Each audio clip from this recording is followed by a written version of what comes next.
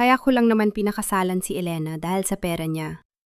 Ngayon na nakuha ko na ang posisyon sa kumpanya, wala na siyang silbi. Mas masaya ako kay Clara. Ang tinig ni Arthur ay dumagundong sa loob ng sala, puno ng pagmamalaki at paghamak. Nakatayo si Elena sa dulo ng pasilyo. Hawak ang isang maliit na kahon ng paboritong pagkain ni Arthur na kakabili lang niya galing sa biyahe. Ang bawat salita ay parang kutsilyong humahati sa kanyang dibdib.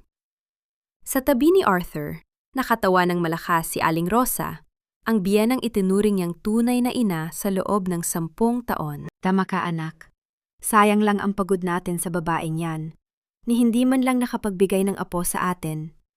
Buti na lang at nandito na si Clara na tunay na mayaman at kayang magbigay ng heredero. Wika ni Aling Rosa habang hinahaplos ang braso ng bagong kasintahan ni Arthur. Nabitawan ni Elena ang kahon. Ang ingay ng pagbagsak nito sa sahig ay tila isang malakas na kulog sa gitna ng kanyang mundo. Ang mga kamay niya, na ilang taon nang nagtrabaho ng matindi para itaguyod ang pamilyang ito, ay nagsimulang manginig. Hindi siya sumigaw. Hindi siya umiyak. Ramdam niya ang panunuyo ng kanyang lalamunan. Tila may bara ng yelo na nagpapahirap sa kanyang paghinga.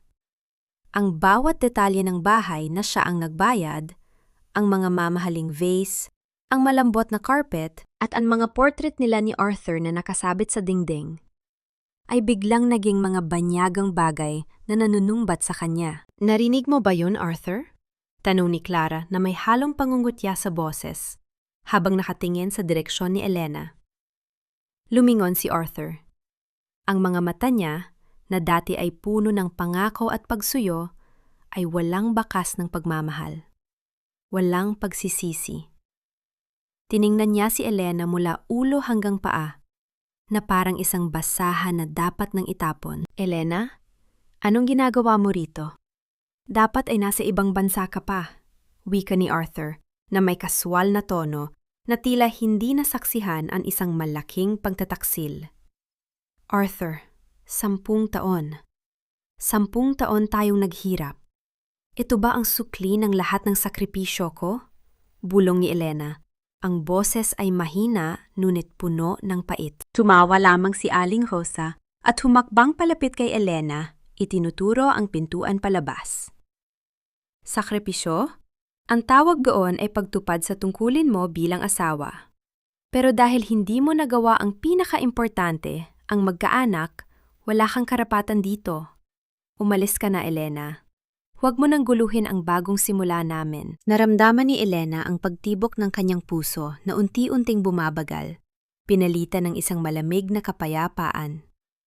Ang pagmamahal na inialay niya ay unti-unti nang naglalaho, pinalitan ng isang matalas na pagkakilala sa totoong mukha ng mga taong itinuring niyang buhay. Tumingin siya sa kanilang tatlo, ang lalaking minahal, ang biyenang pinagsilbihan, at ang babaeng umagaw sa lahat ng kanyang pinaghirapan. Sa gitna ng sakit, isang tanong ang pilit na kumakawala sa kanyang isipan. Isang tanong na magiging mitsa ng lahat.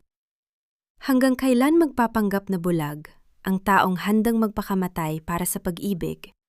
Kung ang tadhana na mismo ang nagpapakita ng katotohanan, tumingin si Elena sa paligid.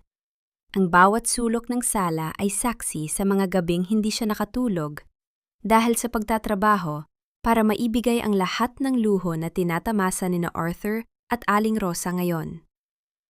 Ang mga mamahaling kurtina na siya mismo ang pumili, ang set ng sofa na pinag-ipunan niya ng ilang buwan, lahat ng ito ay naging saksi sa kanyang pagkamangha sa kasamaan ng mga taong nasa harap niya. Arthur, nakalimutan mo na ba kung paano mo ako nilapitan noon sa opisina na wala kang kahit anong maipagmalakay sa mundo?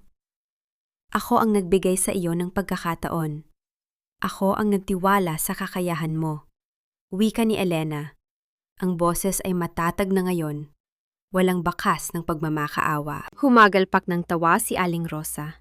Ang boses ay matinis at nakakairita sa pandinig. Huwag mo muna kaming paalalahanan ng utang na loob, Elena. Tapos na ang yugto na yan. Ang kumpanyang pinagkakaabalahan mo ay pagmamay-ari na ng asawa ko, ng anak ko.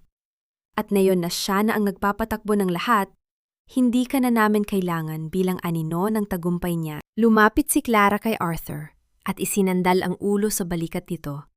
Isang kilos na puno ng pagmamay-ari. Arthur, mahal. Baka naman gusto mong ipakita sa kanya ang mga dokumentong pirmado na. Para hindi na siya umasa na may babalikan pa siya rito. Kinuha ni Arthur ang isang folder sa ibabaw ng hapag at ibinato ito sa paanan ni Elena. Hindi niya ito pinulot. Tiningnan lamang niya ang papel na nakalabas mula sa folder. Isang papeles ng diborsyo na may pirma na ni Arthur. Pirmahan mo na, Elena. Wala ka ng lugar dito. Ang bahay na ito, ang mga gamit at ang posisyon ko sa kumpanya, lahat ng yan ay para sa pamilyang itatayo namin ni Clara. Huwag kang maging sagabal sa kaligayahan namin. Mariing wika ni Arthur, ang mga mata ay nanlalamig na parang hindi sila pinagsamahan ng 10 taon. Naramdaman ni Elena ang pait na humahalimuyak sa kanyang lalamunan. Ang pagtataksil ay hindi lamang sa pag-ibig, kundi pati na rin sa tiwala. Napagtanto niya na sa loob ng 10 taon, ang taong minahal niya ay isa lamang dayuhan na naghihintay ng tamang pagkakataon para ubusin ang kanyang pagkatao. Akala ninyo ba ay tapos na ang lahat dahil lang sa isang pirma? Tanong ni Elena. Ang boses ay mahinahon, ngunit may halong panganib na hindi nila inaasahan. Tumayo si Elena ng tuwid. Inayos ang kanyang suot na blazer na kahit pagod mula sa biyahe ay naglalabas pa rin ng otoridad. Hindi siya tumingin sa mga papeles sa sahig. Sa halip, direkta siyang tumingin sa mga mata ni Arthur. Sige, ibibigay ko ang gusto ninyo.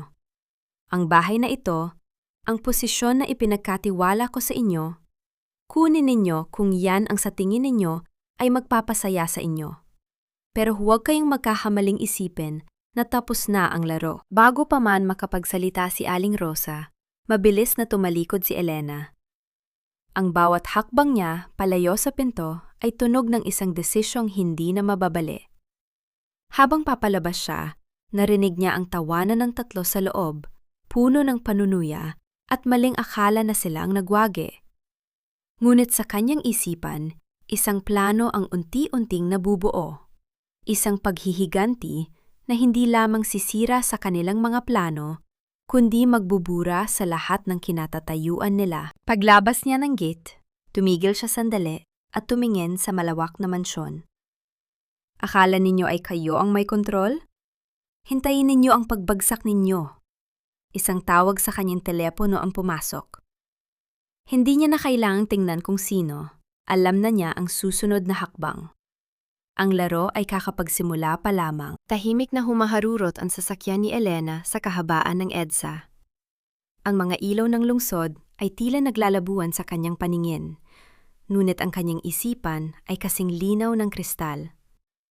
Ang bawat salita ni Arthur kanina ay parang mga piraso ng puzzle na unti-unting nabubuo sa kanyang utak. Hindi siya basta-basta aalis nang walang dalang bala. Pagdating niya sa harap ng isang mataas na gusali sa gitna ng syudad. Ang punong himpilan ng Dominion Holdings, huminto ang kanyang sasakyan. Isang security guard ang mabilis na lumapit at binuksan ang pinto. Pagpasok pa lamang ni Elena sa lobby, ang lahat ng empleyadong naroon ay agad na tumigil sa kanilang ginagawa at yumukod bilang pagbibigay galang. Walang nakakaalam sa labas ng kumpanya na ang babaeng madalas nilang nakikitang nakasimpleng damit at laging pagod ay ang tunay na may-ari ng lahat ng ito. Sumakay si Elena sa pribadong elevator patungo sa pinakataas na palapag. Pagbukas ng pinto ng kanyang opisina, sumalubong sa kanya si Sofia, ang kanyang matapat na sekretarya at tanging nakakaalam ng lahat ng kanyang sikreto. Madam, handa na po ang lahat. Nakapaloob na sa mga dokumento ang lahat ng transaksyong ginawa ni Arthur sa nakalipas na mga buwan. Wika ni Sofia, habang inilalatag ang isang makapal na folder sa ibabaw ng mesa. Naupo si Elena sa kanyang swivel chair at huminga ng malalim. Ang pagod na nararamdaman niya kanina ay pinalitan ng isang matinding determinasyon. Binuksan niya ang folder. Bawat pahina ay naglalaman ng mga ebidensya ng maling paggamit ng pondo, mga pekeng kontrata, at mga transaksyong hindi dumaan sa audit. Lahat ay ginawa ni Arthur sa likod ng kanyang pangalan. Akala nila ay malaya silang nakakapaglaro. Bulong ni Elena habang iginagalaw ang kanyang mga daliri sa mga dokumento. Hindi nila alam na ako ang nagtatakda kung hanggang saan ang kanilang hangganan. Ano po ang plano niyo, madam? Maaari na nating ipatawag ang legal team at ipakulong siya ngayon din, tanong ni Sofia. Humiling si Elena. Hindi, Sofia. Hindi sapat ang makulong lang siya. Gusto kong maramdaman nila ang bawat sakit na ibinigay nila sa akin. Gusto kong makita ang kanilang muka kapag nalaman nilang ang lahat ng tinatamasa nila ay hiram lang sa akin. Hayaan mo silang maghari-harian sa mansyon habang unti-unti kong binabawi ang lahat ng ipinagkaloob ko. Sa mga oras na iyon, isang ideya ang pumasok sa isip ni Elena. Ang babaeng pinakasala ni Arthur, ang Clara na iyon, ay hindi isang bilyonaryang tagapagmana. Isa itong professional scammer na kinuha ni Elena para subukan ang katapatan ni Arthur buwan na ang nakalilipas. Ngunit ang hindi inaasahan ni Elena, ang scammer ay naging masyadong mapaglaro at mismong si Arthur ang niloko. Sofia, padalhan mo ng mensahe ang ating kaibigan na si Clara. Sabihin mo sa kanya, oras na para simulan ang huling bahagi ng ating plano. Gusto kong masigurado na mauubos ang lahat ng perang minanakaw nila bago ko bawiin ang kumpanya. Tumango si Sofia at mabilis na tumalikod. Naiwan si Elena na nakatanaw sa malawak na tanawin ng lungsod.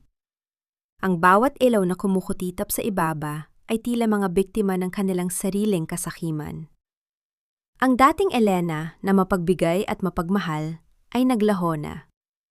Sa kanyang lugar ay isang babaeng handang sumunog sa tulay na kanyang nilakaran, hindi dahil sa galit, kundi dahil sa pangangailangang itama ang lahat. Bago matapos ang gabi, may isang notification na pumasok sa kanyang telepono.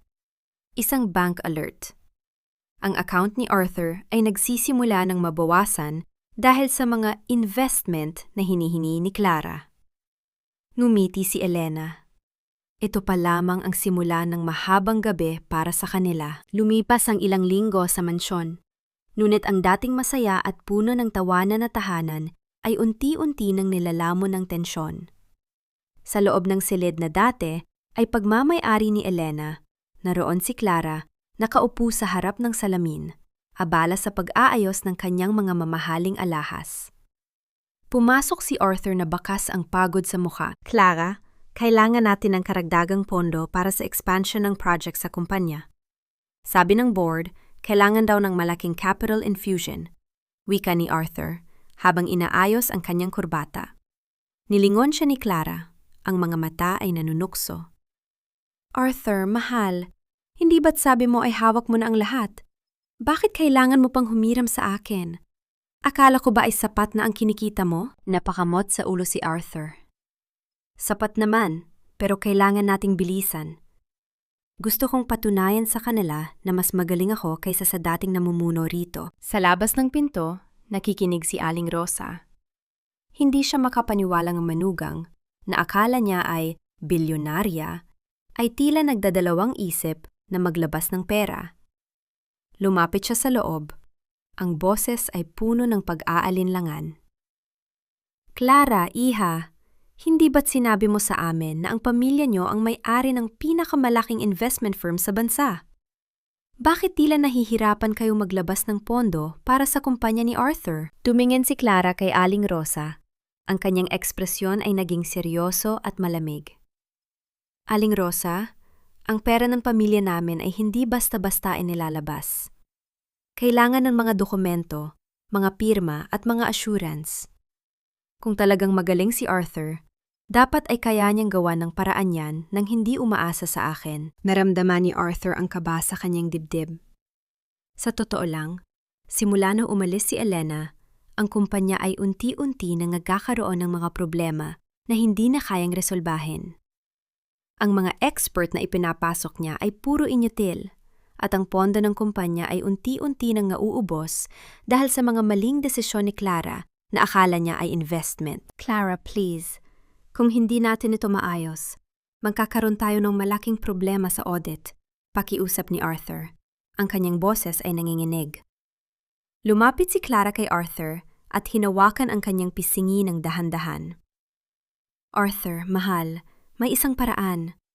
Ang kumpanya ninyo ay may nakatagong assets na hindi pa ninyo na i-audit.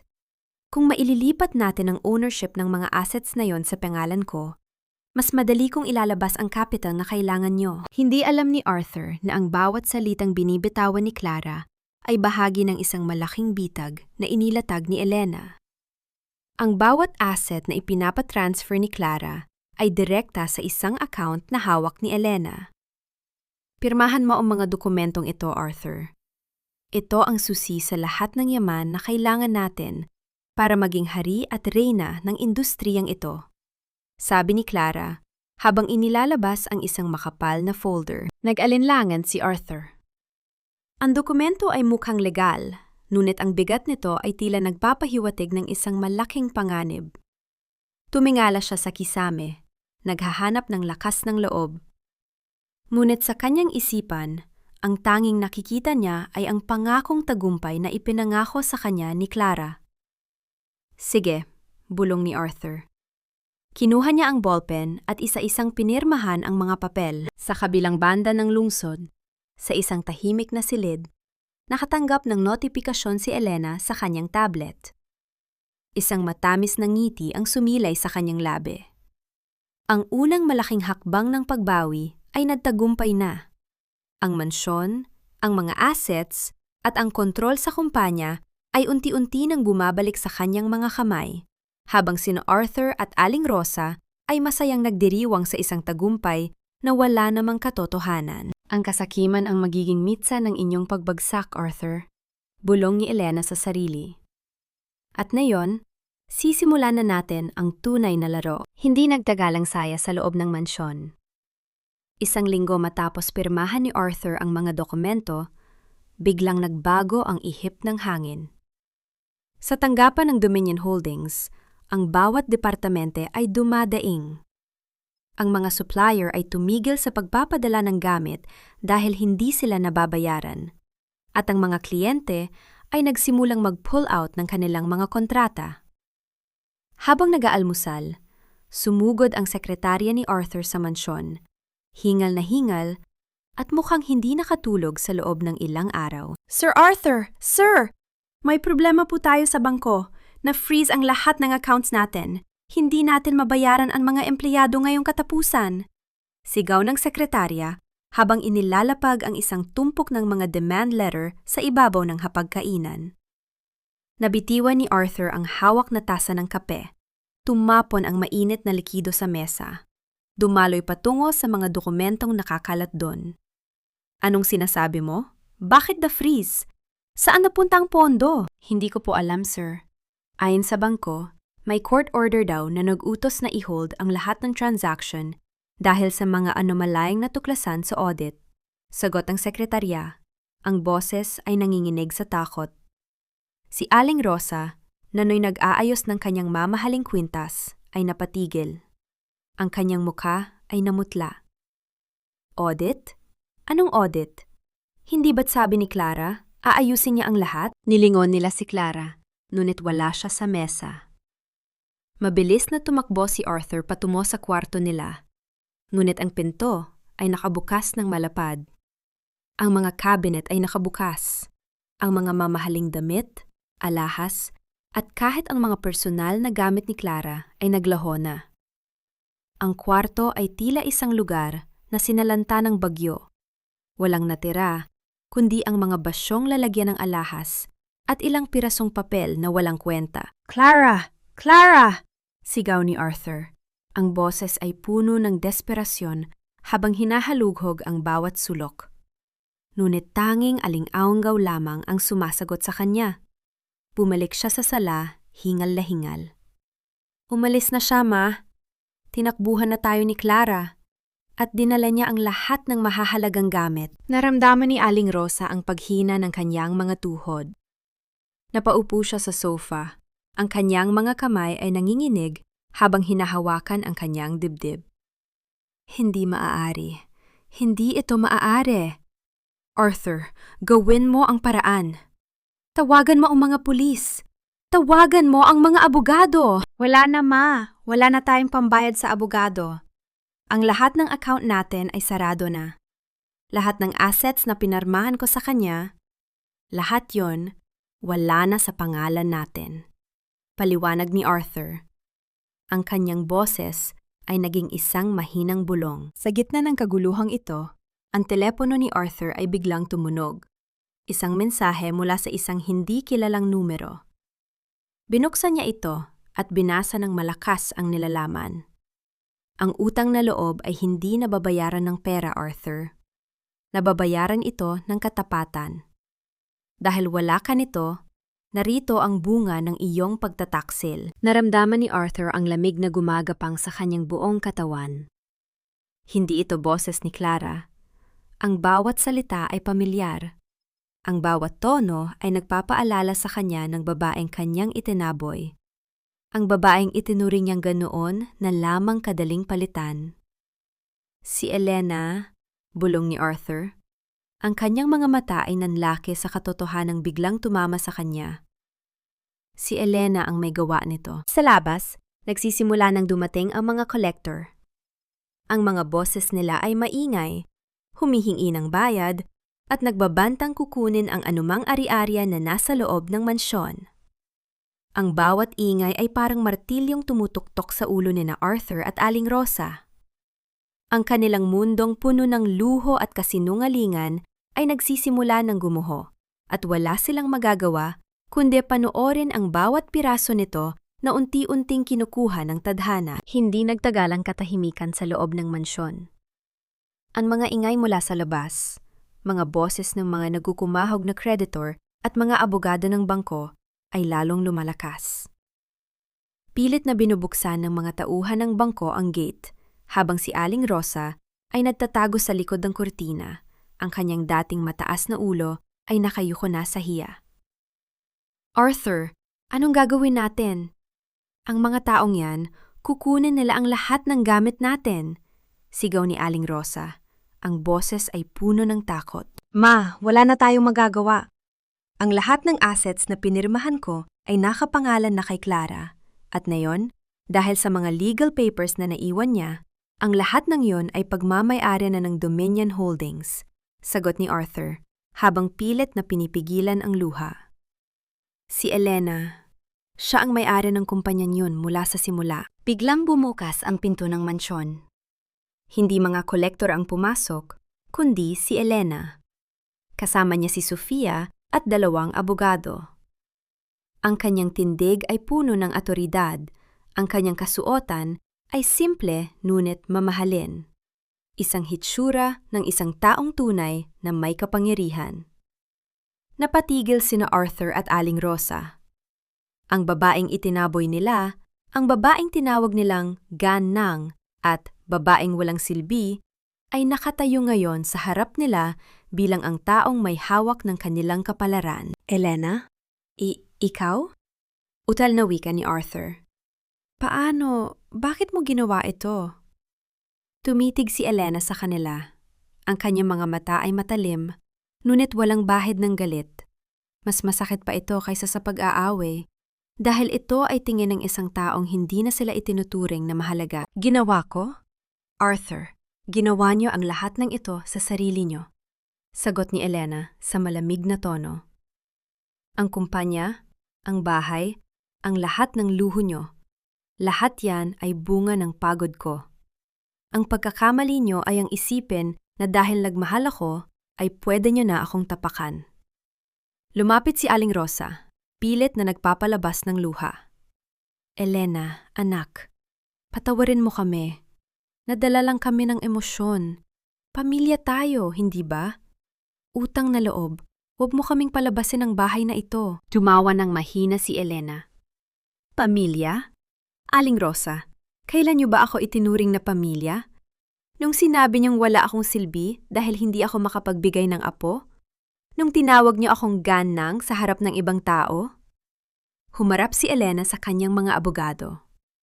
Ipakita niyo sa kanila ang mga dokumento. Inilabas ng abogado ang mga papel at ibinigay kay Arthur.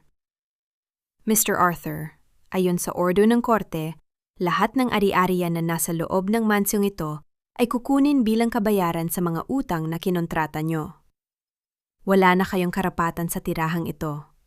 Mayroon na lamang kayong 2 oras para iligpit ang inyong mga personal na gamit. Naramdaman ni Arthur na parang gumuho ang sahig sa ilalim ng kanyang mga paa. Ang mansyon na ito, ang kanyang simbolo ng tagumpay, ay nawala na sa kanya sa isang iglap. Tumingin siya kay Elena, naghahanap ng kahit anong senyales ng pag-aalinlangan, ngunit wala. Ang babaeng minahal niya ay isa ng estrangjero, isang reynang bawiin ang kanyang trono. Elena, please, huwag mo kaming gawing palaboy. Pagmamakaawa ni Arthur, tumingin si Elena sa labas, kung saan naghihintay ang mga mamamahayag na tinawagan ni Sofia para ibalita ang mga anomalayang ginawa ni Arthur. Ang tanging pagkakamali ko, Arthur, ay ang mahalin ka ng higit sa pagmamahal ko sa sarili ko. Ngayon, oras na para matuto tayong dalawa. Ako, kung paano maging malaya, at ikaw, kung paano mabuhay ng walang inaasahan. Tumalikod si Elena at lumabas ng bahay. Hindi na nilingon ang 2 taong naiwan sa gitna ng kanilang sariling pagkawasak. Ang bawat hakbang niya palayo ay isang hakbang patungo sa bagong simula. Habang sa loob ng bahay, nagsisimula na ang tunay na buhay ng paghihirap para sa 2 taong naging sakim. Ang 2 oras na ibinigay ni Elena ay parang 2 minuto na mabilis na lumipas. Sa bawat pagbukas ng cabinet, sa bawat pagtiklop ng mga damit na dati ay mamahalin, nararamdaman ni Arthur at Aling Rosa ang bigat ng kanilang kapalaran. Wala nang mga katulong na mag-aayos para sa kanila. Wala nang mga driver na maghahatid sa kanila. Ngayon, sila na lang 2 sa gitna ng mga gamit na unti-unti nang kinukuha ng mga sheriff. Ma, anong gagawin natin? Wala tayong matutuluyan. Tanong ni Arthur habang nakaupo sa sahig. Hawak ang isang maliit na bag na naglalaman ng iilang piraso ng damit. Si Aling Rosa, na dati ay laging naka-makeup at nakaalahas, ay mukhang 10 taon ang itinekatanda sa loob lamang ng isang araw. Ang kanyang buhok ay magulo at ang kanyang mga mata ay walang kislap. Hindi ko akalain na aabot tayo sa ganito. Ang babaeng yun. Ang babaeng inalipusta natin. Siya pala ang may hawak ng ating bukas. Sa labas, ang ingay ng mga reporter ay hindi humuhupa. Narinig nila ang ilang mga balita sa radyo na nakabukas sa labas ng mansyon. Ang dati at matagumpay na direktor na si Arthur nahaharap sa mga kasong estafa at fraud. Ang kanyang kumpanya ipinasara na matapos ang malawakang investigasyon. Naramdaman ni Arthur ang matinding galit, hindi kay Elena, kundi sa sarili. Ngunit ang galit na yon ay mabilis na napalitan ng kawalan ng pag-asa. Ma, kailangan nating tumawag sa mga kamag-anak natin. Baka may makakapagpatuloy sa atin kahit pansamantala. Naglabas si Aling Rosa ng kanyang telepono at nagsimulang tumawag. Ngunit isa-isa, ang bawat sagot ay puro pagtanggi. Pasensya na, Rosa, pero hindi kami makakatulong. Nabalitaan namin ang nangyari sa balita at ayaw naming madamay sa kaso ni Arthur. Ibinaba ni Aling Rosa ang telepono. Ang kanyang kamay ay nanginginig. Ayaw nila tayong tulungan, Arthur. Sabi nila, tayo raw ang may gawa nito sa sarili natin. Sa paglubog ng araw, ang mansyon ay unti-unti nang nagdidilim. Pinutol na ng kumpanya ng kuryente ang kanilang linya. Sa gitna ng dilim, napagtanto ni Arthur ang tunay na halaga ng mga bagay na kanilang tinalikuran. Ang lahat ng luho, ang lahat ng pagyayabang, lahat ng iyon ay huwad. Ang tanging taong tunay na nagmahal sa kanila, ang tanging taong handang magsakripisyo para sa kanila, ay ang taong mismong sila ang nagtulak palayo. Kung sana ay naging mabuti lang tayo sa kanya, bulong ni Arthur sa dilim. Wala nang sana, Arthur, sagot ni Aling Rosa. Ang kanyang boses ay puno ng pait. Ang kailangan nating isipin ngayon ay kung saan tayo matutulog ngayong gabi. Sa kabilang banda, nakaupo si Elena sa loob ng kanyang opisina. Pinapanood niya ang mga CCTV footage ng mansyon. Nakita niya ang paghihirap ng dalawa, ang kanilang pagkataranta at ang kanilang pagkadurog. Walang bahid ng tuwa ang kanyang muka. Bagkus ay isang matinding pagkapagod. Sofia, tawag niya sa kanyang sekretarya. Opo, madam? Siguraduhin mong may matutuluyan sila sa isang maliit na apartment sa labas ng syudad.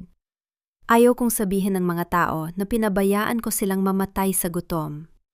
Ipakita natin sa kanila ang tunay na pagkakaiba ng taong may dangal at taong sakim. Masusunod, madam, sagot ni Sofia. Hindi paghihiganti ang layunin ni Elena, kundi ang pagpapakita ng katotohanan.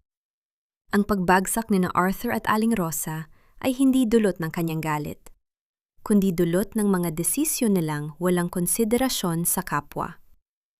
Habang papalapit ang gabi, naramdaman ni Elena ang unang yugto ng kanyang tunay na kapayapaan.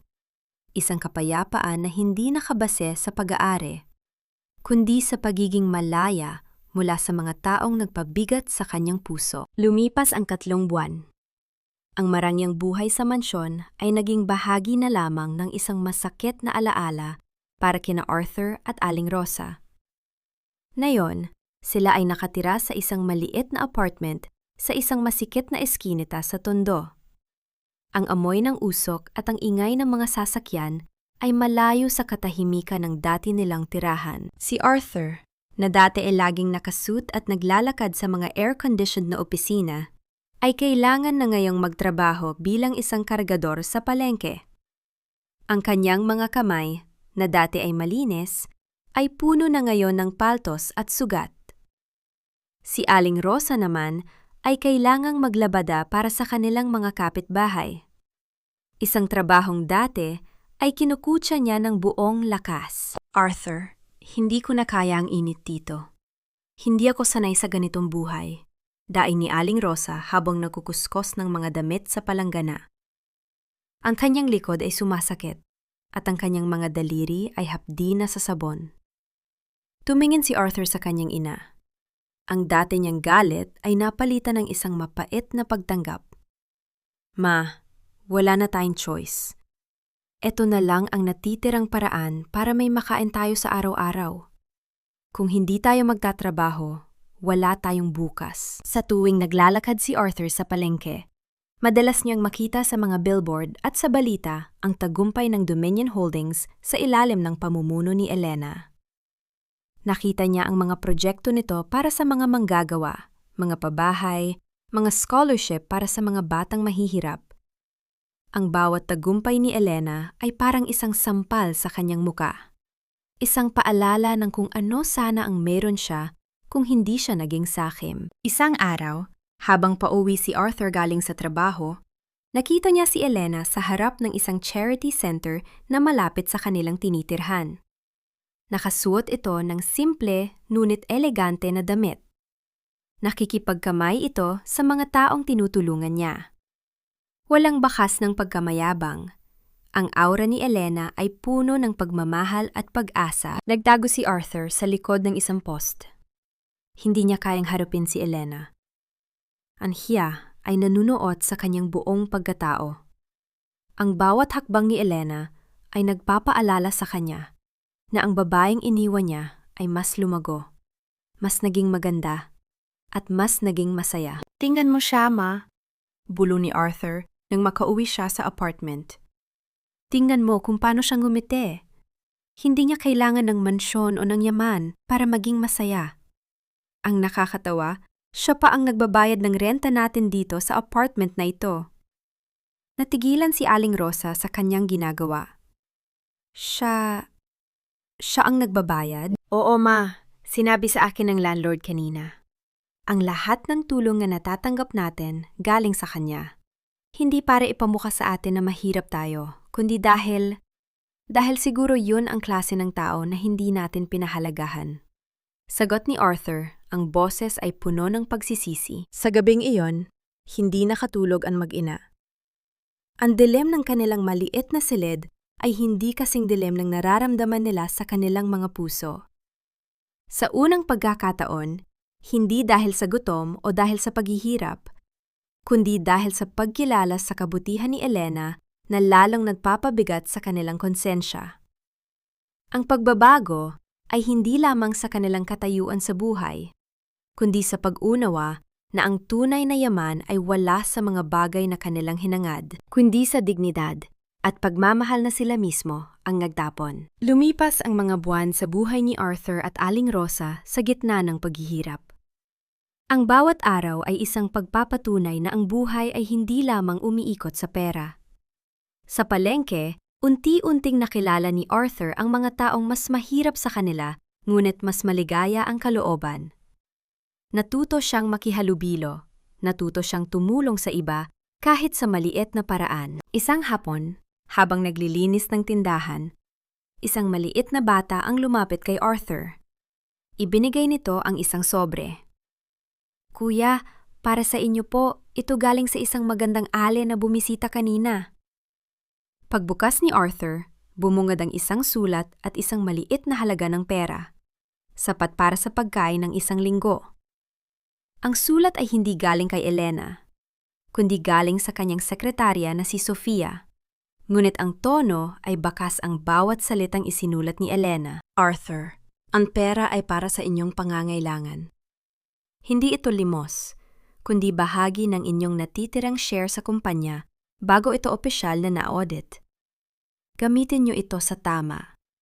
Huwag niyo na akong hanapin dahil ang kapatawaran ay hindi matatagpuan sa akin, kundi sa sarili niyong mga pagkilos." Nanginig ang mga kamay ni Arthur. Tiningnan niya ang sobre. Ang bawat titik ay tila isang aral na pilit na itinuturo sa kanya. Tiningnan niya si Aling Rosa na kasalukuyang nakikipagkwentuhan sa kapitbahay.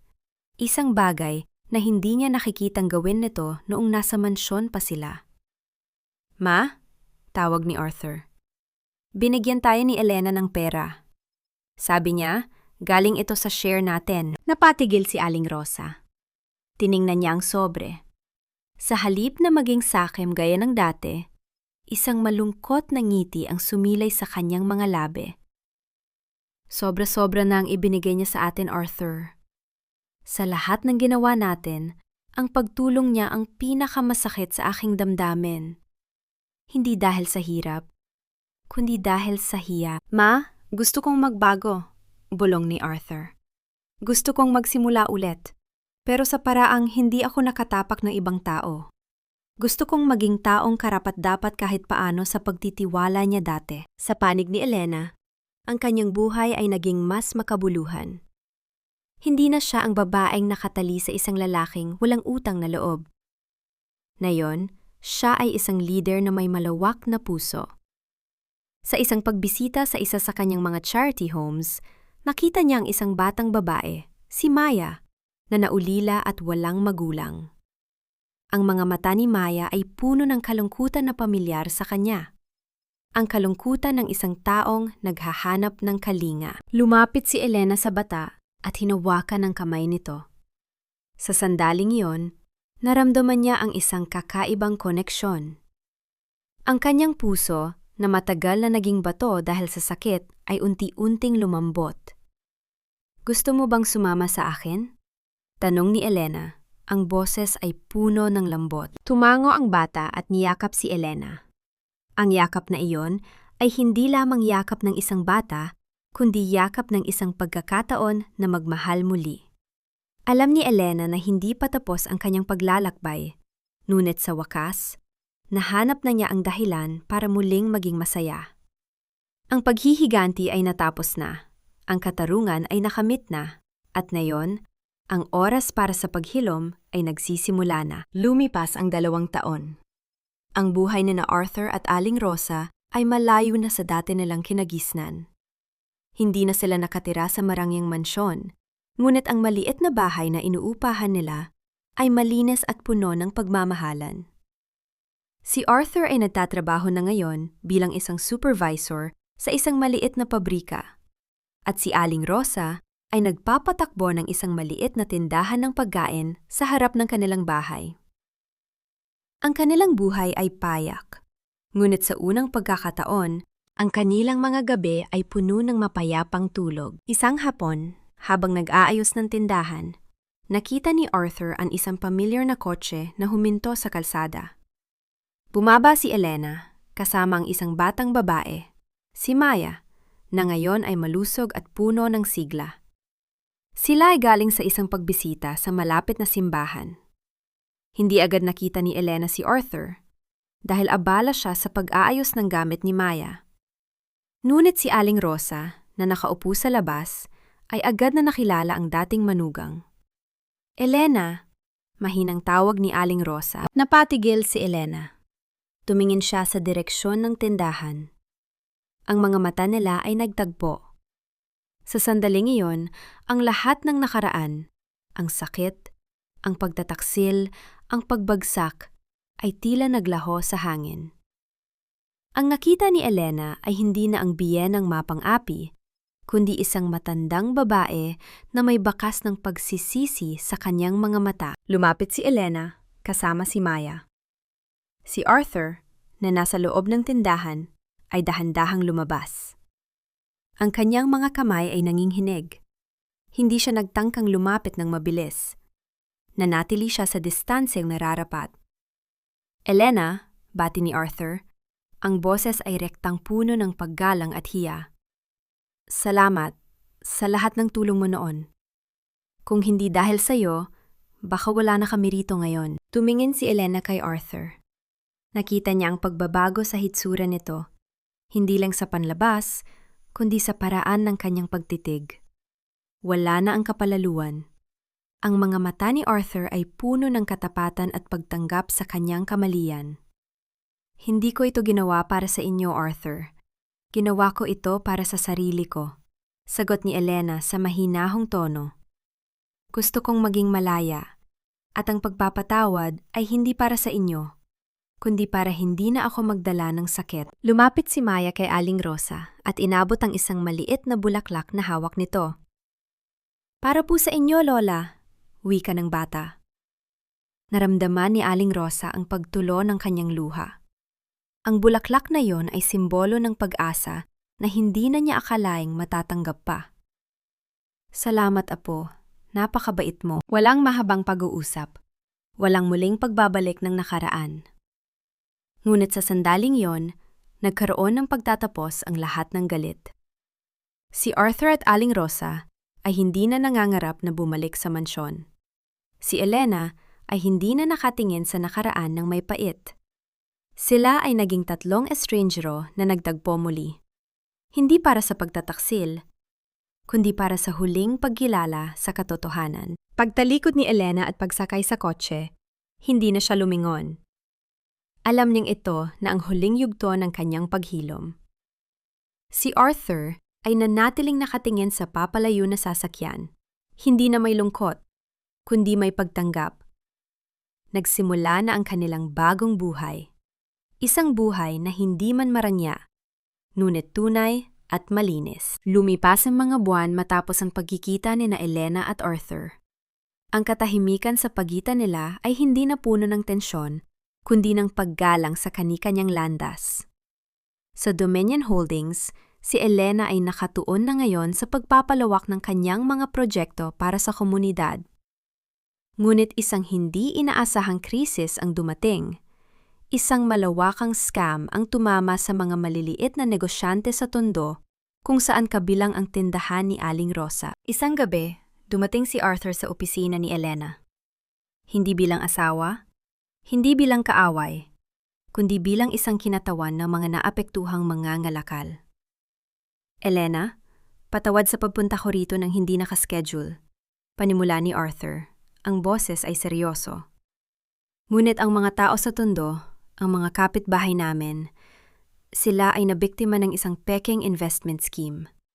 Ang tindahan ni Mama at ang maliit na savings ng mga trabahador sa pabrika, lahat ay natangay. Tumingin si Elena sa kanya. Ang pag-aalala sa mukha ni Arthur ay hindi pakitang tao. Arthur, anong nangyari? Isang grupo ang nag-alok ng mataas na interes sa mga savings nila. Marami ang naniwala dahil sa hirap ng buhay. Ngayon, naglaho na ang mga taong yon. Gusto ko sanang humingi ng tulong, hindi para sa pera, kundi para sa legal na payo o koneksyon para mabawi ang kanilang pinaghirapan. Naramdaman ni Elena ang paghanga sa pagbabago ni Arthur. Dati, uunahin nito ang sariling kapakanan. Ngunit ngayon, iniisip nito ang kapakanan ng iba. Sofia, tawag ni Elena sa kanyang sekretarya. Ihanda ang ating legal team. Iimbestigahan natin ang grupong ito. Salamat, Elena, tugon ni Arthur, bago siya nagpasalamat ng mabilis at tumalikod. Habang naglalakad palabas, hindi napigilan ni Elena na tingnan ang kanyang sarili sa refleksyon ng bintana. Ang babaeng nakikita niya ay hindi na ang Elena na puno ng hinanakit.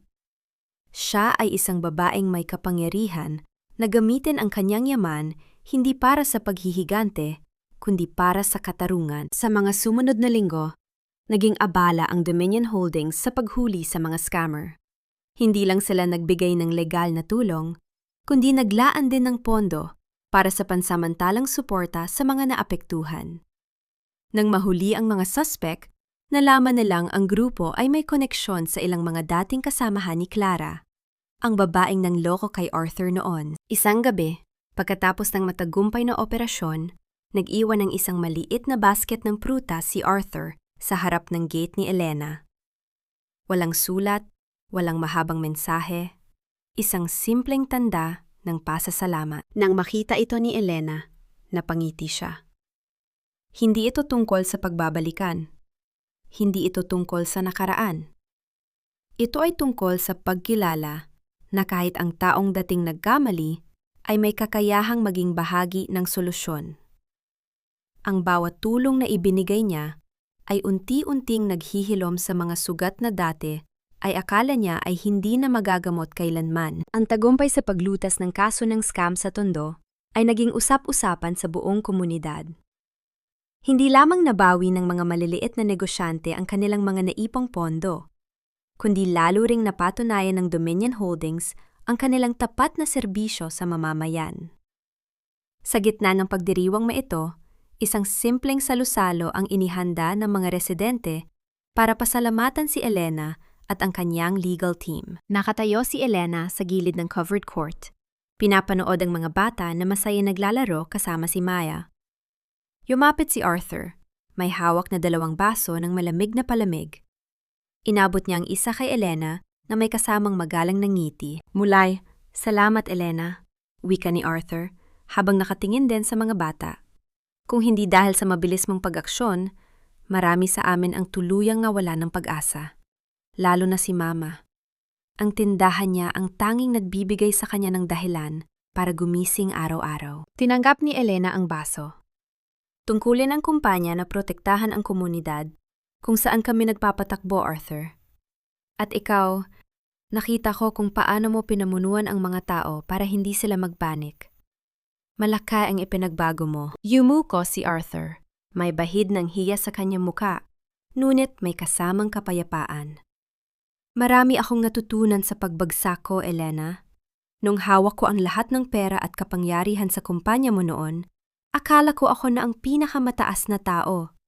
Pero noong nawala ang lahat at nagsimula akong magtrabaho gamit ang sarili kong mga kamay, doon ko lang naintindihan kung ano ang tunay na halaga ng buhay. Doon ko nalaman kung gaano kabigat ang mga sakripisyong ginawa mo para sa akin. Tumingin si Elena sa kanya. Ang mga matatalim na alaala ng nakaraan ay unti-unti nang natutunaw, pinalitan ng isang matalas na pagkakilala sa taong nasa harap niya ngayon. Ang mahalaga, Arthur, ay natuto ka. Hindi lahat ng tao ay binibigyan ng pagkakataon na magsimula muli at piliin ang tamang landas. Sa sandaling ngayon, lumapit si Aling Rosa. Hindi na ito ang babaeng mayabang na laging nanunumbat. May bitbit siyang isang maliit na lalagyan ng sarili niyang gawang kakanin. Elena, iha, mahiyain niyang tawag. Sana ay tanggapin mo ito. Alam kong hindi ito sapat para sa lahat ng tulong mo, pero pinaghirapan ko itong gawin para sa iyo at kay Maya. Ngumiti ng tapat si Elena at tinanggap ang kakanin. Salamat po, Aling Rosa. Sigurado akong magugustuhan ito ni Maya. Habang naglalakad si Elena, palayo kasama si Maya pagkatapos ng salusalo, naramdaman niya ang isang uri ng kalayaan na hindi kayang bilhin ng anumang halaga ng salapi. Ang pagpapatawad ay hindi nangangahulugan ng pagbabalik sa nakaraan, kundi ang pagpapakawala sa bigat ng galit upang magkaroon ng espasyo para sa bagong simula. Ang kanyang puso ay ganap ng naghilom. Sa likod, nakatayo si Arthur at Aling Rosa, nakatanaw sa papalayong sasakyan ni Elena. Alam nilang wala na silang babalik ang lumang relasyon, ngunit ang bagong bukas na may respeto at kapayapaan ay sapat na para sa kanilang dalawa. Sa loob ng isang madilim at masikip na silid sa isang mumurahing motel sa labas ng syudad, nanginginig ang mga kamay ni Clara habang sinusubok ang i-access ang online bank account na inilipat sa kanya ni Arthur. Ang bawat pagpindot niya sa keyboard ay sinasagot ng pulang babala sa screen. Ang account ay permanenteng naka-freeze at nasa ilalim ng investigasyon ng batas. Walang natira kahit isang sentimo sa mga milyon-milyong ari-arian na akala niya ay nakuha niya mula sa pamilya ni Arthur. Napasabunot si Clara sa kanyang sariling buhok habang ang kanyang mukha ay nabahiran ng matinding takot at galit. Napagtanto niya na ang lahat ng kanyang ginawa, ang bawat hakbang ng kanyang panloloko, ay tila binantayan at ginabayan ng isang mas matalinong puwersa. Hindi niya nakuha ang yaman. Sa halip, pumasok siya sa sarili niyang kulungan. Kinabukasan, sa basement parking ng gusali ng Dominion Holdings, tahimik na naglalakad si Elena patungo sa kanyang sasakyan pagkatapos ng isang mahabang pulong. Biglang lumabas si Clara mula sa likod ng isang malaking poste. Ang kanyang hitsura ay malayo sa dating maganda at eleganting babae na umagaw kay Arthur. Marumi ang kanyang suot na damit, magulo ang buhok, at ang kanyang mga mata ay nalilisik sa galit at desperasyon. "Elena!" sigaw ni Clara. Ang kanyang boses ay nanginghinig sa pot habang humaharang sa daan ni Elena. Huminto si Elena sa paglalakad. Hindi siya natakot. Ang kanyang mukha ay nanatiling kalmado. Ang kanyang tindig ay tuwid na parang isang pader na hindi matitibag ng anumang bagyo. Bahagyaning inihanda ang kanyang sarili, habang ang kanyang mga mata ay nagpapakita lamang ng matinding awa para sa babaeng nasa harap niya. "Akala mo ba ay napakatalino mo?" Galit na tanong ni Clara habang dahan-dahang lumalapit. "Ikaw ang may gawa ng lahat ng ito. Ikaw ang nag-ayos ng mga dokumentong yon para makuha ko ang mga huwad na assets. Ginamit mo ako para sirain si Arthur." "Clara, walang nagtulak sa iyo na magnakaw." Mahinahong sagot ni Elena. Ang boses ay mababa ngunit umaalingaw-ngaw sa tahimik na parking lot. "Pumasok ka sa buhay namin na may layuning manira at kumuha ng hindi sayo. Ang ginawa ko lang ay hayaan kang pumili ng sarili mong landas at pinili mong maging sakim." "Huwag mo akong pangaralan!" sigaw muli ni Clara habang sinusubukang abutin ang braso ni Elena. "Ibalik mo sa akin ang pera. Ibalik mo sa akin ang mga accounts. Kung hindi, isasama kita sa pagbagsak ko." Bago pa ngang tuluyang makalapit si Clara, dahan-dahang bumukas ang pinto ng elevator sa malapit at lumabas ang dalawang opisyal ng pulisya kasama si Sofia. Agad na hinawakan ng mga pulis ang magkabilang braso ni Clara upang pigilan ito. "Miss Clara, kayo ay arestado sa kasong qualified theft at malawakang estafa batay sa mga ebidensyang isinumite ng Dominion Holdings." Mariing wika ng isang opisyal habang nilalagyan siya ng posas. Ang tunog ng bakal na naglalapat ay naging huling hudyat ng pagtatapos ng kanyang kalayaan. Sumigaw at nagpumigla si Clara habang dahan-dahan hinihila palayo ng mga pulis. Ang kanyang mga sumpa at galit ay unt-unting humina hanggang sa muling bumalik ang katahimikan sa buong parking lot. Naiwang nakatayo si Elena, nakatingin sa direksyon kung saan dinala si Clara. Ang kanyang dibdib ay dahan-dahang bumaba sa isang malalim na paghinga. Walang saya sa kanyang puso sa pagkakakulong ng kanyang kaaway, kundi isang malalim na pakiramdam ng katarungan. Ang bawat piraso ng kanyang nakaraan ay unt-unti nang naitatama ng batas at ng tadhana. Handa na siyang tuluyang isara ang kabanatang ito ng kanyang buhay. Nang sumunod na umaga, naging laman ng mga balita ang pag-aresto kay Clara. Sa loob ng kanilang maliit na silid sa tondo, tahimik na nakaupo si Aling Rosa habang nakikinig sa lumang radyo. Ang bawat detalye ng balita tungkol sa pagbagsak ng babaeng akala niya ay magdadala ng yaman sa kanilang pamilya ay tila dahan-dahang nagpapababa ng kanyang balikat. Arthur, mahinang tawag ni Aling Rosa sa kanyang anak na kasalukuyang nag-aayos ng kanyang sapatos para sa trabaho. Kung hindi dahil kay Elena, baka kasama tayong nakakulong ngayon.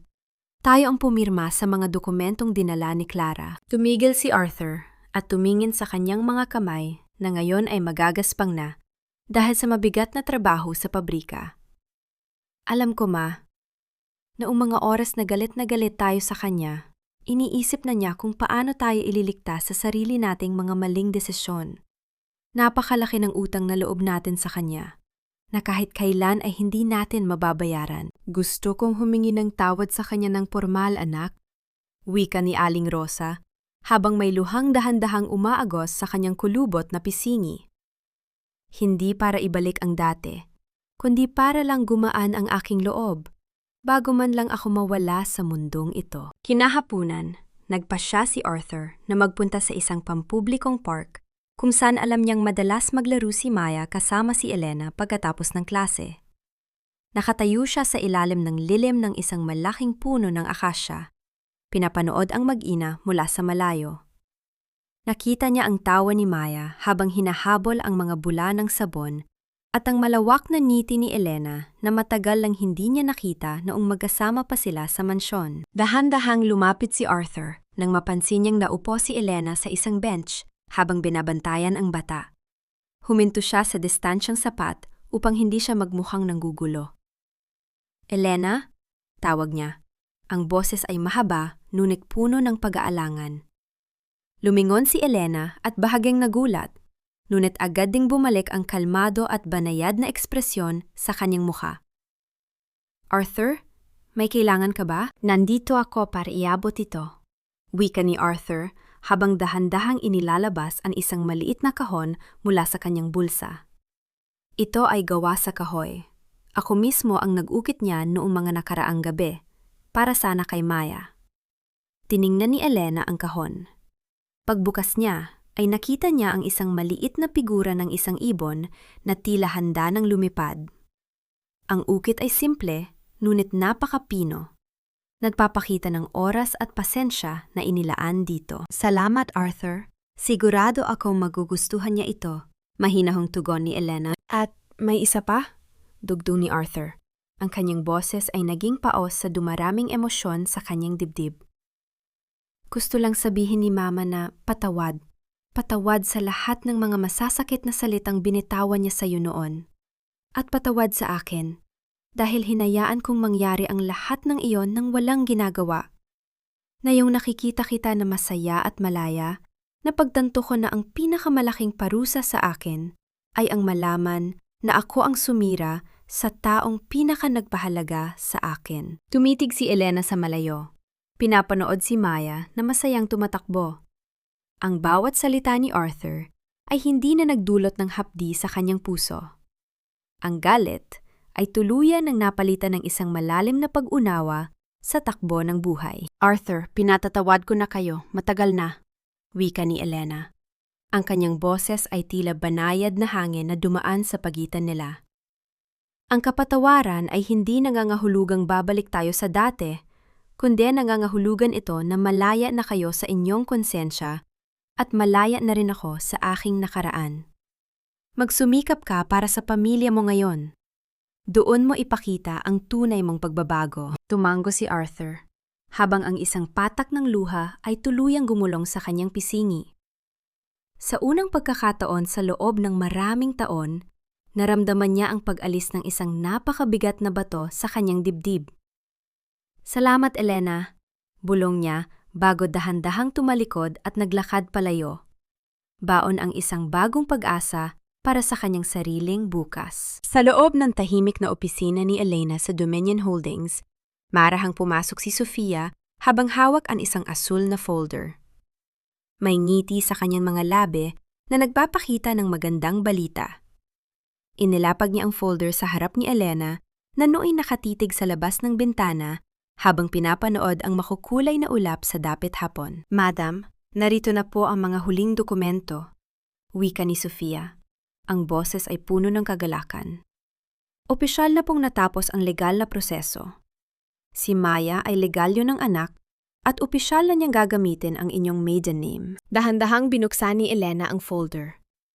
Habang binabasa ang pangalang Maya Samantha Santos sa papel, naramdaman niya ang isang mainit na agos ng luha na gumulong sa kanyang pisingi. Hindi luha ng sakit, kundi ng labis na kaligayahan. Sa loob ng 10 taon ng kanyang kasal kay Arthur, palagi siyang pinararatangan ng kanyang biyenan na walang silbi dahil sa hindi pagkakaroon ng anak. Ngunit ngayon, sa pamamagitan ng pag-ibig at hindi ng dugo, siya ay isa ng ganap na ina. Salamat, Sofia, bulong ni Elena habang hinahaplos ang tuyong seal sa dokumento. Ito ang pinakamagandang regalong natanggap ko sa buong buhay ko. Samantala, sa isang maliit na sulok ng tondo, abala si Aling Rosa sa paghahanda ng pagkain sa kanyang tindahan. Ang usok mula sa mainit na sabaw ay humahalo sa ingay ng mga batang naglalaro sa kalye. Ngunit ang kanyang mukha ay wala ng bakas ng pagkabagot o galit. Sa halip, masaya niyang binibigyan ng dagdag na sabaw ang isang batang lansangan na bumili sa kanya. Natutunan na niyang tingnan ang bawat tao ng may pagpapahalaga. Malayo sa dating Aling Rosa, na panay ang pagpili sa mga mayayaman lamang. Dumating si Arthur mula sa pabrika. May bitbit na maliit na supot ng tinapay para sa kanilang hapunan. Ang kanyang muka ay maliwanag at may dalang magandang balita. Ma, tawag ni Arthur habang inilalagay ang bag sa mesa. Na-promote po ako ngayon bilang supervisor sa warehouse. Sabi ng may-ari, nagustuhan nila ang katapatan ko sa paghawak ng mga inventaryo. Napatigil si Aling Rosa sa kanyang pagpupunas ng mesa. Tiningnan niya ang kanyang anak, ang kanyang mga mata ay nagniningning sa labis na pagmamalaki. Salamat sa Diyos, Arthur. Ang tunay na biyaya pala ay hindi nanggagaling sa mabilis at madaling paraan, kundi sa bawat patak ng pawis na malinis ang pinagmulan. Opo, ma, sagot ni Arthur habang nakangiti. At narinig ko rin sa balita kanina na ang kumpanya ni Elena ay maglulunsad ng bagong scholarship program para sa mga anak ng mga manggagawa rito sa Maynila. Napangiti si Aling Rosa, isang malungkot ngunit tapat ng ngiti. Napakabuting tao ni Elena. Karapat-dapat siya sa lahat ng tagumpay na meron siya ngayon.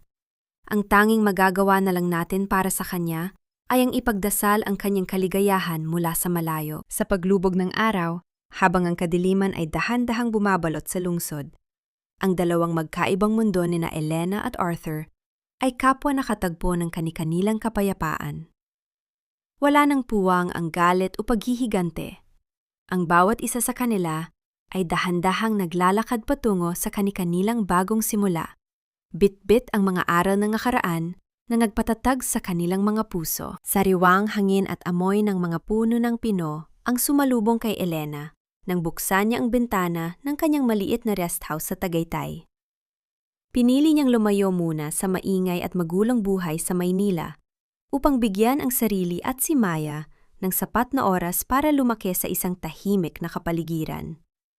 Dito, ang bawat umaga ay hindi na nagsisimula sa takot o bigat ng dalahin ng nakaraan, kundi sa simpleng tunog ng huni ng mga ibon sa labas. Mama, tingnan mo po ang drawing ko, masayang tawag ni Maya habang ipinapakita ang isang papel na puno ng makukulay na guhit ng 3 tao sa ilalim ng isang malaking puno.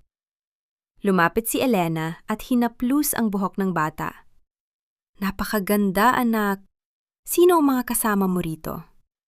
Ikaw po, ako, at si Lola Rosa na nagbigay sa akin ng bulaklak noon.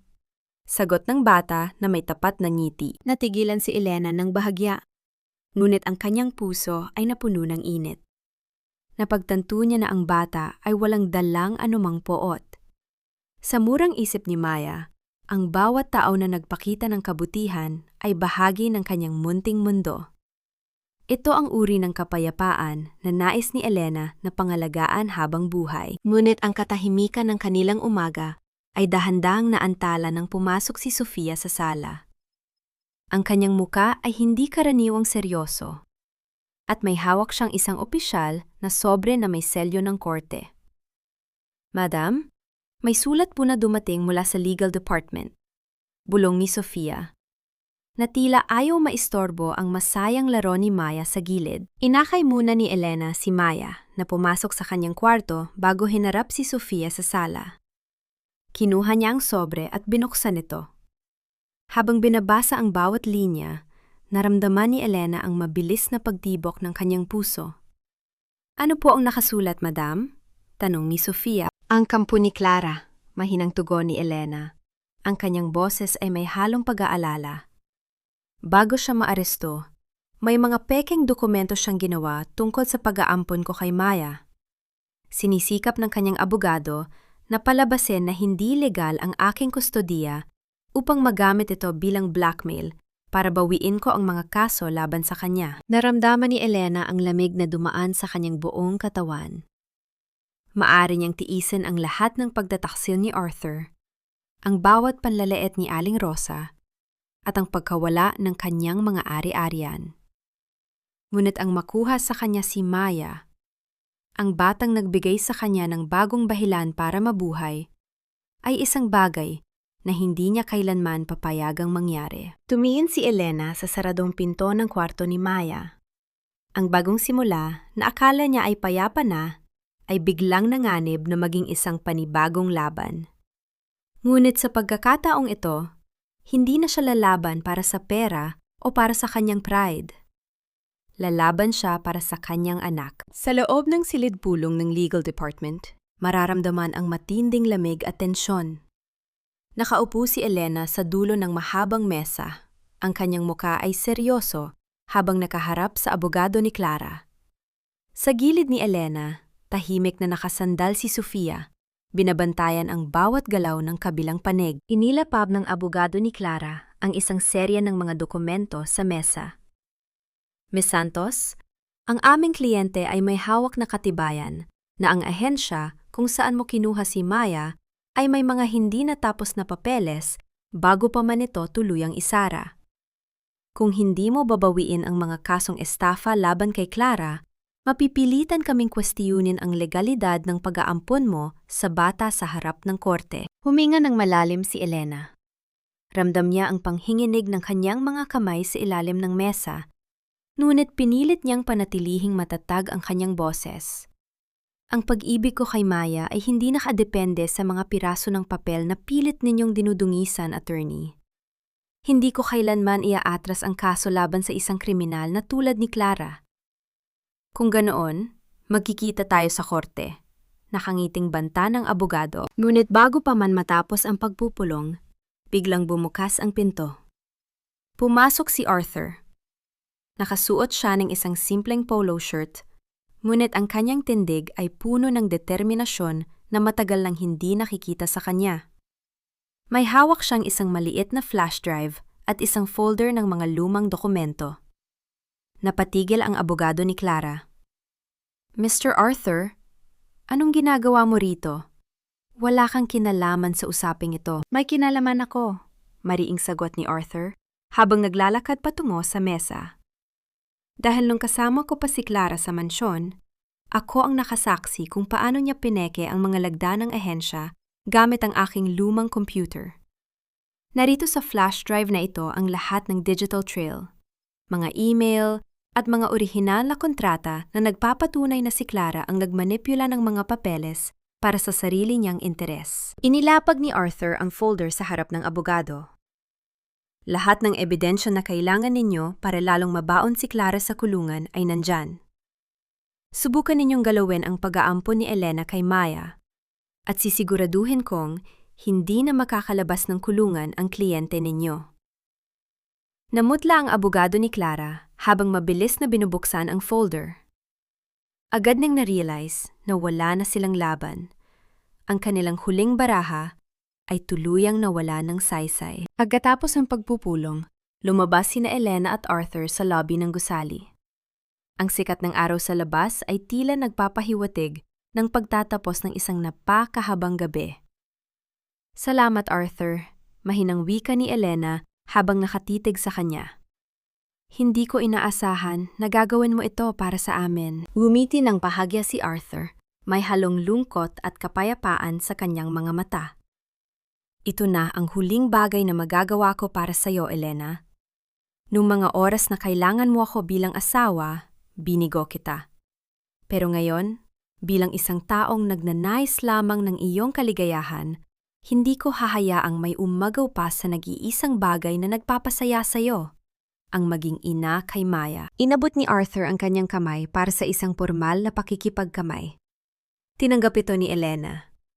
Ang hawak na iyon ay hindi na hawak ng dalawang magkasintahan, kundi ng dalawang taong tuluyan ng nagkaunawaan at nagpatawad sa isa't isa. Alagaan mo si Maya, Elena. Huling bili ni Arthur bago dahan-dahang tumalikod at naglakad palabas ng gusali, patungo sa kanyang payak, ngunit marangal na buhay. Naiwang nakatayo si Elena, nakangiti habang pinapanood ang kanyang pag-alis. Sa wakas, ang bawat bagyo ay lumipas na. Ang hustisya ay nakamit, ang kapatawaran ay naibigay, at ang hinaharap ay ganap ng bukas para sa kanya at sa kanyang anak. Lumipas ang 5 taon na parang banayad na agos ng ilog. Sa malawak na hardin ng rest house sa Tagaytay, marahang sumasayaw ang mga dahon sa bawat ihip ng malamig na hangin. Nakaupo si Elena sa beranda. May hawak na mainit na tasa ng tsaa habang pinapanood si Maya, na ngayon ay isang malusog at masiglang batang babae na masayang magdidilig ng mga halamang bulaklak sa paligid. Ang bawat patak ng tubig na dumadaloy sa mga tuyong lupa ay tila sumasagisag sa pagbabalik ng buhay sa isang pusong matagal nang nagtiis sa tagtuyot ng sakit at pagtataksil. Sa pagtingin ni Elena sa kanyang anak, alam niyang ang bawat luha na kanyang iniyak noon ay may katapat na ngiti ngayon. Sa kabilang banda ng lalawigan, sa isang tahimik na nayon sa Batangas, pinapatakbo na ni Arthur at Aling Rosa ang isang maliit na kooperatiba ng mga magsasaka. Ang kanilang buhay ay payak, malayo sa ingay at luho ng Maynila na minsang sumira sa kanilang pagkatao. Tuwing hapon, bago lumubog ang araw, dahan-dahang naglalakad ang mag-ina sa tabi ng bukid, pinahahalagahan ang bawat maliit na bayaya na nagmumula sa kanilang malinis na paggawa. Wala na silang hinahangad na marangyang mansyon, dahil natagpuan na nila ang tunay na kayamanan sa kapayapaan ng buddhi at katapatan sa kapwa. Dahan-dahang lumapit si Maya kay Elena, bitbit ang isang sariwang bulaklak na kakabukas pa lamang. Mama, tingnan mo po, namukadkad na siya ng husto. Tinanggap ni Elena ang bulaklak at niyakap ang kanyang anak ng mahigpit. Oo, anak. Lahat ng bagay sa mundo, gaano man kahaba ang ulan, ay may tamang panahon para muling mamukadkad. Sa pagtingin niya sa malawak na langit, na unti-unting nababalutan ng gintong liwanag ng dapit hapon, naramdaman ni Elena ang ganap na kalayaan. Ang nakaraan ay hindi na isang mabigat na kadena, kundi isang mahalagang aral na nagdala sa kanya sa lugar kung saan siya tunay na nararapat. Isang buhay na puno ng pagmamahal, kapayapaan, at pag-asa.